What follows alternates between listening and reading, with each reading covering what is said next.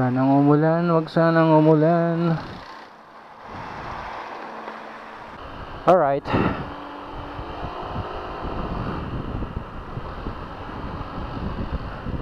Welcome back sa aking channel. Motorrockers nga po pala.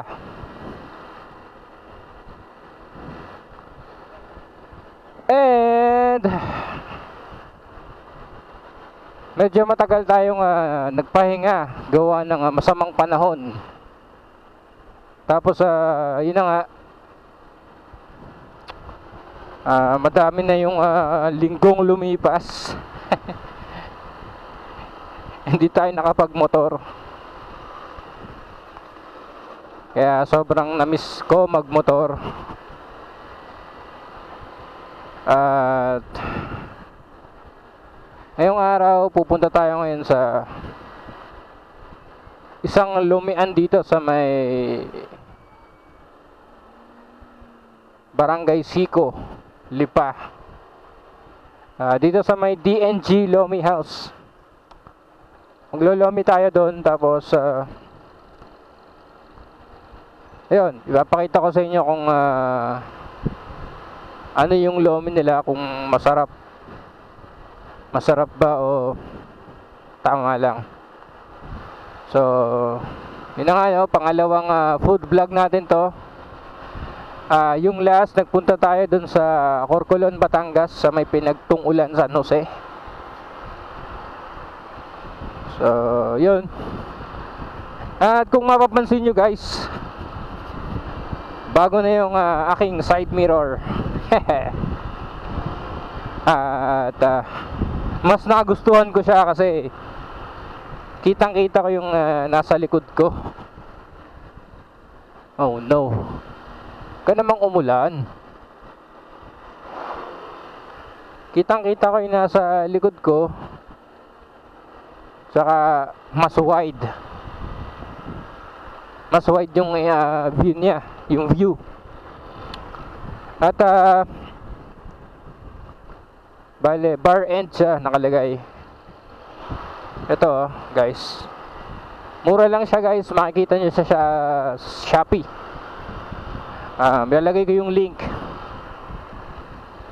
Tapos tinanggal ko muna yung aking bar end protector, yung lever guard pala. Tinanggal ko muna yung lever guard ko para ikabit to, para maiba naman. Yun na nga, maganda naman yung kinalabasan. Mukhang uulan rin tayo guys. Ay nako, walang kadala-dala si motorrockers. Nung last time nagmotor din ako, kaso inaabot ako dun sa Barangay Bulbok pa lang, inaabot na ako ng malakas na ulan. Hindi mo talaga masasabi yung panahon ngayon guys, kung iinit ba o uulan. Napakalabo, parang yung feelings mo.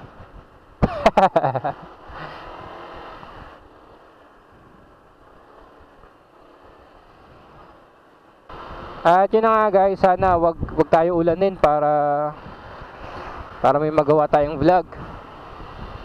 Lagi na lang umuulan pag nagdadrive ako ng motor. Ay nako.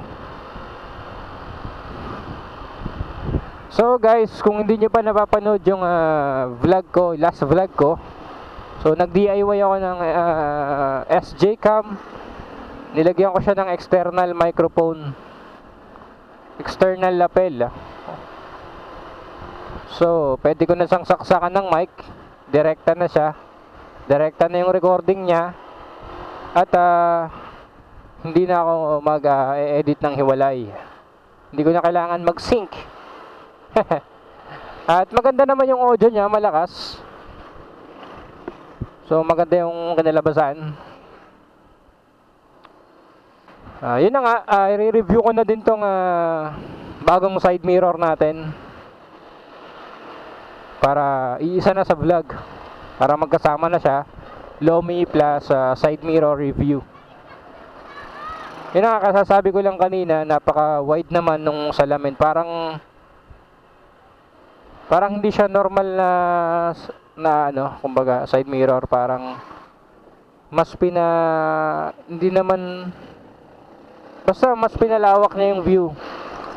Mas wide, kumbaga, mas kita oh. Kung makikita nyo guys, oh, yun oh. Yan. Kita nyo ba guys? Nakikita nyo? Kitang kita yung likod natin. Tsaka dito sa kanan. Yan.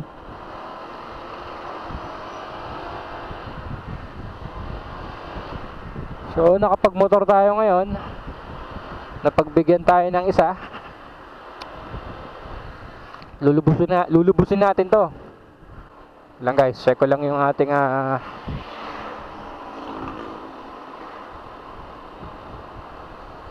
di ko alam kung nagmo-moist na rin tong panel ko. Hindi ko na siya napupunasan guys. Medyo busy. Bale, 2,872 kilometers na yung natatakbo nito. So, by 3,000, magche-change oil na ulit ako.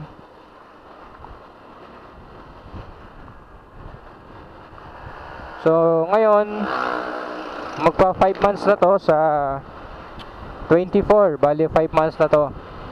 Tapos natatakbo niya, magti 3,000 pa lang.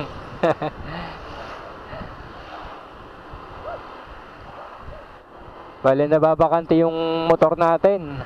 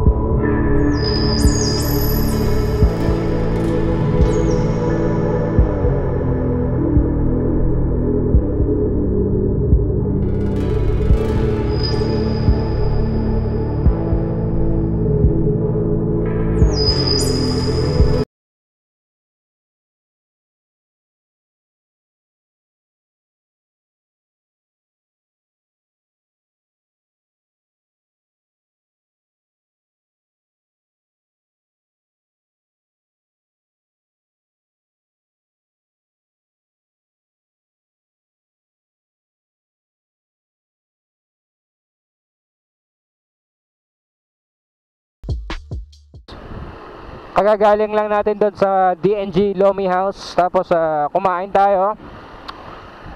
Tinikman natin kung masarap ba. So ang masasabi ko, 1 to 10, magre-rate ako ng 1 to 10. Siguro nasa 7. Masarap siya tingnan. Tapos masarap din yung lahok niya. Kaso ang labanan dito yung lasa. So, rate 1 to 10, nasa 7 siya. Okay na. Marami pa tayong matitikman na lomi kung may mahanap pa tayo na super sarap. Pero all in all, masarap kung bago ka naglolomi. Ayos na din, masarap na din. Ayun na nga, DNG Lomi House. Dito lang to sa may Barangay Sico, Lipa City.